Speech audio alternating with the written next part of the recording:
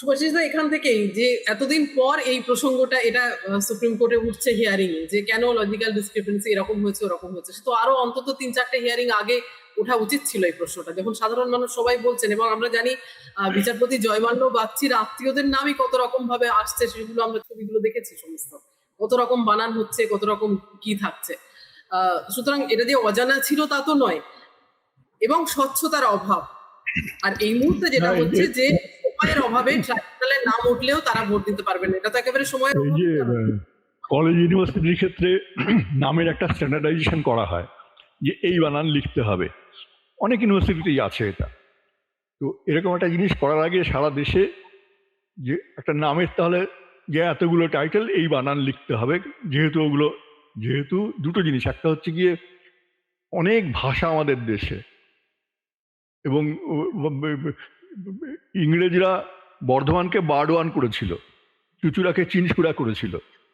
হ্যাঁ, তো এরকম এটা নতুন কিছু নয়, বহুকাল ধরে হয়ে আসছে এই নামের একটা সমস্যা। তার কারণ এক, বহু ভাষা; দুই, ইংরেজির ক্ষেত্রে। যেমন গুগলে আমি দেখেছি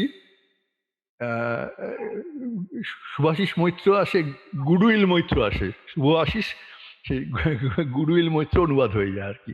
মানে এই একটা ভাষা থেকে আরেকটা ভাষায় যাওয়ার অনেক সমস্যা আছে, এটা একটা সিরিয়াস কাজ।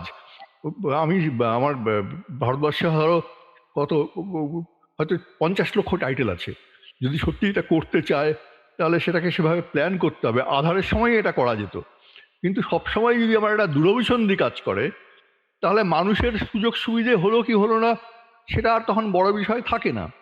বড় বিষয় হয়ে ওঠে আমার কি লাভ হচ্ছে, আমি ক্ষমতায় আছি, আমার কি লাভ হচ্ছে। ফলে এটা একটা ভবিষ্যতে আমরা এখন পশ্চিমবঙ্গের 72 সালের ইলেকশনটাকে একটা কলঙ্কিত ইলেকশন বলি। যে ফলই হোক না কেন এই ইলেকশনটাও কিন্তু 72-এর সঙ্গে তুলনীয় হবে ভবিষ্যতে। আমাদের পশ্চিমবঙ্গের রাজনীতির ইতিহাসে এই ইলেকশনটা 72-এর সঙ্গে তুলনীয় হবে। 72-এ গায়ের জোরে রিগিং হয়েছিল, এখানে একটা মানে এক অর্থের রিগিং, ভোটের আগেই নাম বাদ দেওয়ার চেষ্টা। তারা যতটা সফল হয় ভেবেছিল, হয়তো এখনো অতটা সফল হয়নি, কিন্তু কতটা সফল হবে সেটা এখনো বোঝা যাচ্ছে না।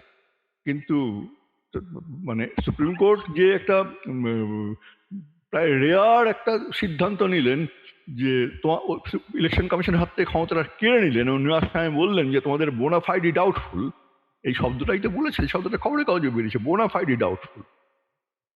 তার মানে এই আমরা যেটাকে অভিসন্ধি বলছি, সুপ্রিম কোর্ট বলছে সন্দেহ করছে, বোনাফাইডি ডাউটফুল তুলে নিয়েছে। এবং যদি না নিত তাহলে ইদানিং আমি দেখছি কেউ কেউ বলছে সুপ্রিম কোর্ট আদালত নেওয়াতেই দেরি হচ্ছে। তা নয়, আদালত নিয়েছে দুটো কারণে, একটা হচ্ছে নোটিশ সার্ভ না করে নাম বাতিল করে দেওয়া হয়েছে, আর দ্বিতীয় হচ্ছে গিয়ে প্রমাণিত হয়ে গেল যে 47 লক্ষ ভুল ছিল ওখানে। এই সুযোগটা আদালত না হলে হয়তো পেতামই না আমরা। জ্ঞানেশ কুমার যে ভাষায় কথা বলছেন এবং যে ধরনের প্রোটেকশন উনি এনজয় করেন, এই পদের, যেমন আমরা টিএন সেশনকে মনে রেখেছি, তার একটা উল্টো চরিত্র হিসেবে মানুষ জ্ঞানেশ কুমারকে মনে রাখবে ভবিষ্যতে। এই যে ইলেকশন হতে যাচ্ছে এই ইলেকশনকে মনে রাখবে। এটা দেখার আছে এটা কোন দিকে শেষ পর্যন্ত যায়। কিন্তু এই যে বিচারপতিরা বলছেন না যে শুধু সাংবিধানিক অধিকার নয়, এটা একটা সেন্টিমেন্টাল, অর্থাৎ মানে বলতে চাইছেন মন,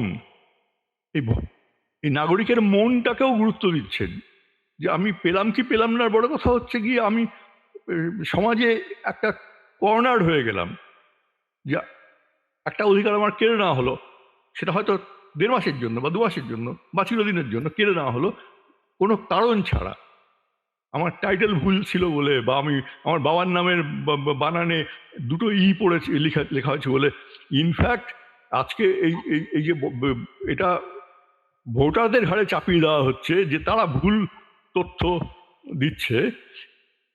যদি আমরা ইলেকশন কমিশনের ভোটার আইডি কার্ডগুলো দেখি, আমার নিজের ক্ষেত্রেও তাই, আমার কার্ডে আমার বাবা, আমার মনে আছে 1995 সালে যখন কার্ড করিয়েছিলেন, তখন বাবা রিটায়ার করে গেছেন, 15 বছর আগে। তখন আমার বয়স হওয়া উচিত ওই রকম 75-75। তো আমার বোনের নাম কাটা যাওয়ায় সেই কার্ডটা বার করলাম, দেখলাম 95 সালে বাবার বয়স লেখা আছে 31, 31। বা আমার নামের বানানো ভুল, আমার মেয়ের হাজবেন্ডের নামের জায়গায় আমার নাম লেখা আছে। মানে এটা এইভাবে চলছিল, কিন্তু একটা বিশ্বাসের উপরে চলছিল। সেটাকে কারেকশন করতে গিয়ে যে অন্যায় করার চেষ্টা হচ্ছে, অন্যায় কাজ করার চেষ্টা হচ্ছে, সেটা হয়তো অনেকটা আটকানো আটকানো গেছে, কিন্তু সবটা এখন আটকানো যায়নি।